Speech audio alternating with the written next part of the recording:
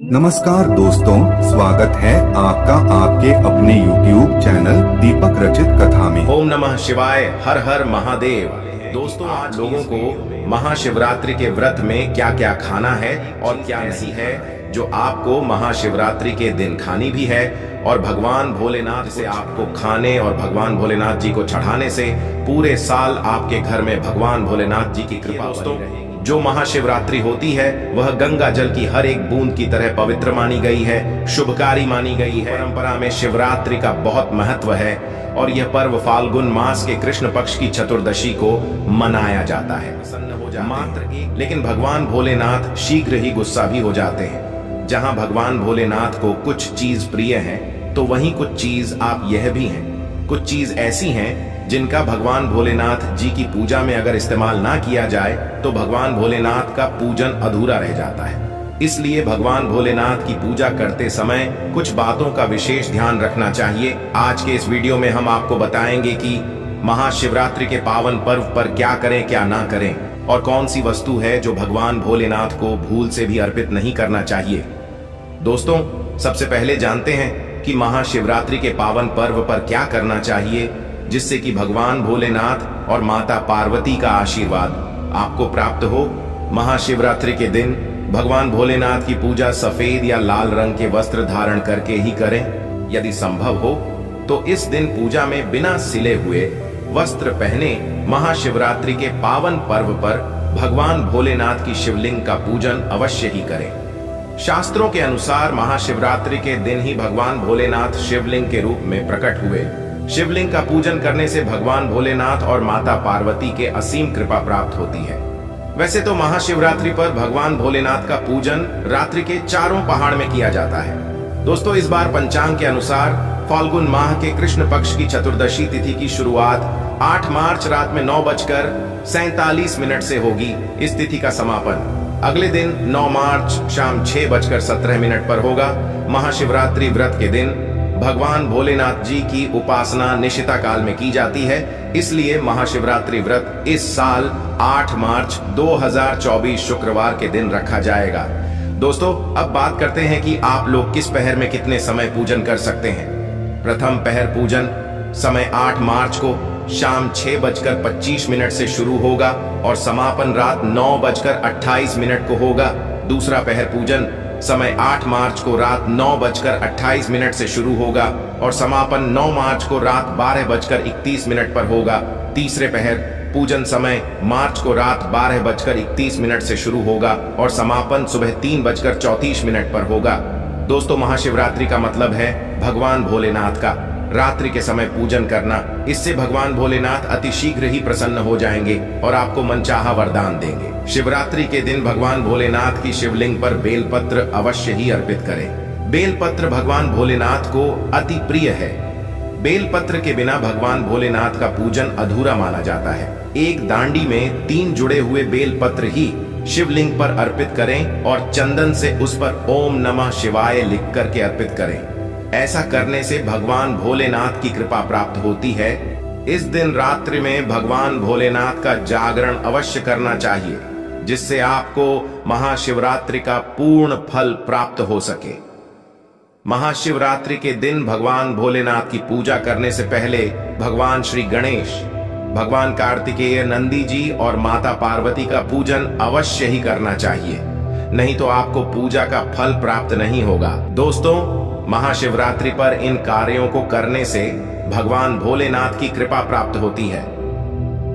दोस्तों, अब बात करते हैं कि आपको महाशिवरात्रि के दिन क्या क्या खाना चाहिए। शिव पुराण के अनुसार माना जाता है कि महाशिवरात्रि पर व्रतधारी को धतूरा अवश्य खा लेना चाहिए।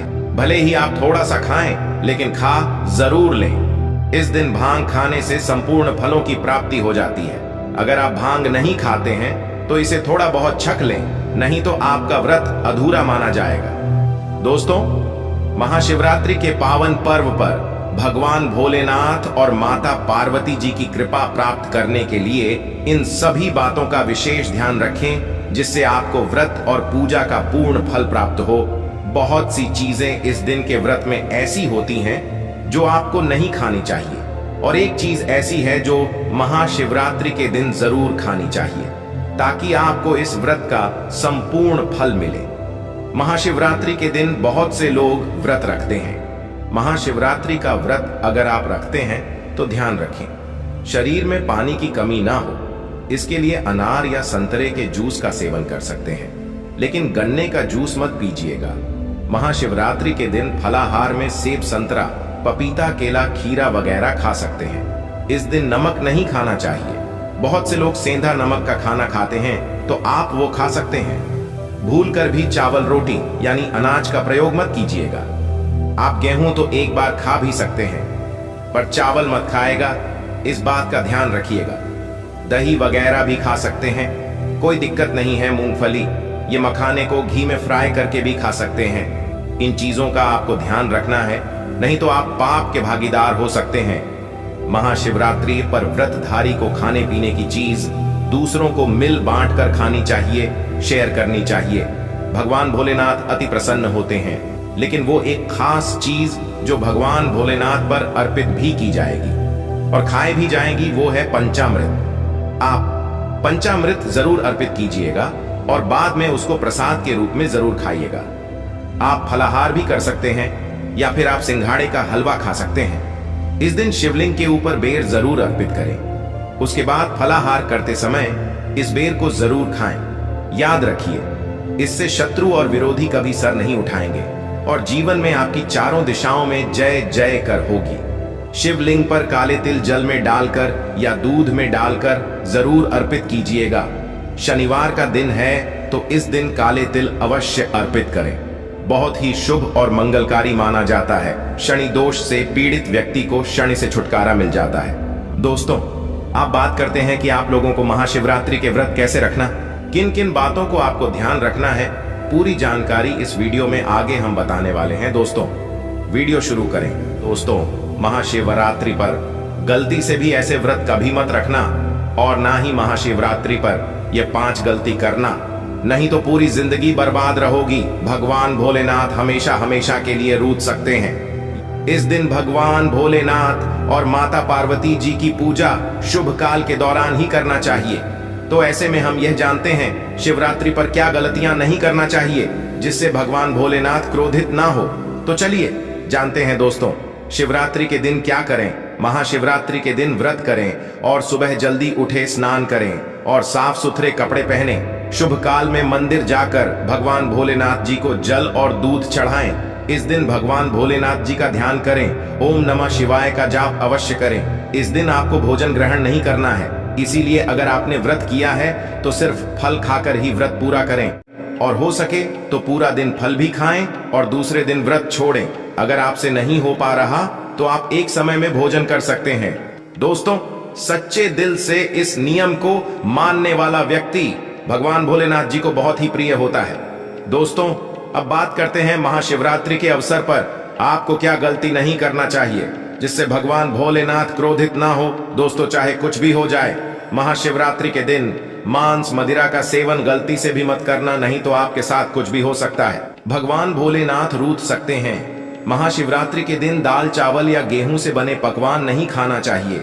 इस दिन आप सिर्फ फल, दूध, चाय और कॉफी ले सकते हैं। दोस्तों, अगर आप भगवान भोलेनाथ जी को प्रसन्न करना चाहते हैं तो इस दिन काले कपड़े भूलकर भी मत पहनना। इस दिन गलती से भी पति पत्नी शारीरिक संबंध भूलकर भी ना बनाएं, अन्यथा भगवान भोलेनाथ के क्रोध का सामना आपको करना पड़ेगा। इस दिन जितना ज्यादा हो सके दान पूर्ण करें।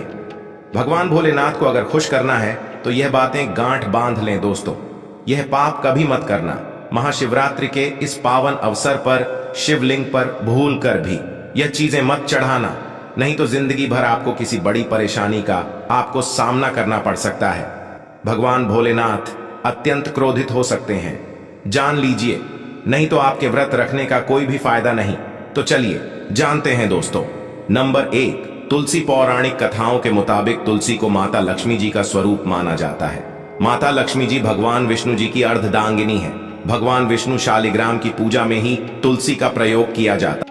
ऐसे में शिवलिंग पर तुलसी का प्रयोग वर्जित है। सिंदूर एक प्रकार से श्रृंगार की वस्तु है जो सभी देवियों को चढ़ाया जाता है, परंतु भगवान भोलेनाथ बैरागी हैं और वह महाकाल है। इसीलिए उन्हें सिंदूर नहीं चढ़ाया जाता है। शिवरात्रि के पावन अवसर पर जितना ज्यादा हो सके आपको भगवा रंग पहनना चाहिए। भगवान भोलेनाथ अति प्रसन्न होते हैं। इस दिन काले कपड़े पहनने से बचना चाहिए और मंदिर में काले वस्त्र पहनकर कभी प्रवेश न करें। हल्दी, सभी देवी देवताओं की पूजा में हल्दी का उपयोग किया जाता है, लेकिन कुछ का मानना है कि विनाश के देवता भगवान भोलेनाथ जी को अर्पित नहीं करना चाहिए, क्योंकि हल्दी सौभाग्य का प्रतीक है। नारियल पानी, एक पौराणिक मान्यताओं के अनुसार ऐसा कहा जाता है कि शिवलिंग पर नारियल पानी नहीं चढ़ाना चाहिए।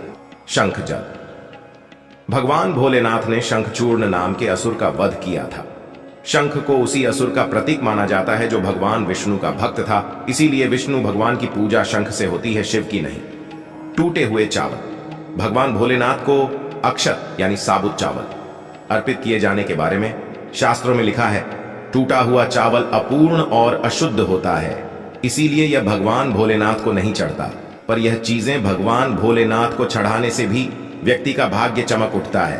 भगवान भोलेनाथ होते हैं अति प्रसन्न। तो चलिए जानते हैं दोस्तों, गंगा जल भगवान विष्णु के चरणों से निकली और भगवान भोलेनाथ की जटा से धरती पर उतरी है, इसीलिए सभी नदियों में गंगा परम पवित्र। गंगा जल से भगवान भोलेनाथ का अभिषेक करने से मानसिक शांति और सुख की प्राप्ति होती है। दोस्तों, गन्ने का रस और का प्रतीक माना जाता है। शास्त्रों में इसे बहुत ही पवित्र माना गया है। प्रेम के देवता कामदेव का धनुष गन्ने से बना है। देव प्रबोधनी एकादशी के दिन गन्ने का घर बनाकर भगवान विष्णु की देवी तुलसी की पूजा की जाती है। धतूरे का फूल धतूरे के फल के समान, धतूरे का फूल भी भगवान भोलेनाथ को प्रिय है। इसका कारण यह है कि यह सफेद होता है और औषधीय कारणों से गुणकारी होता है। मानसिक शांति के लिए धतूरे के पुष्प को शिवलिंग पर अर्पित करें। चांदी के नाग नागिन के जोड़े कि ग्रहों के अशुभ प्रभाव के कारण घर में सुख शांति की कमी और आर्थिक परेशानियों को दूर करने के लिए महाशिवरात्रि के अवसर पर भगवान भोलेनाथ को नाग नागिन के जोड़े समर्पित करें। इससे काल सर्प और नाग दोष समाप्त होता है।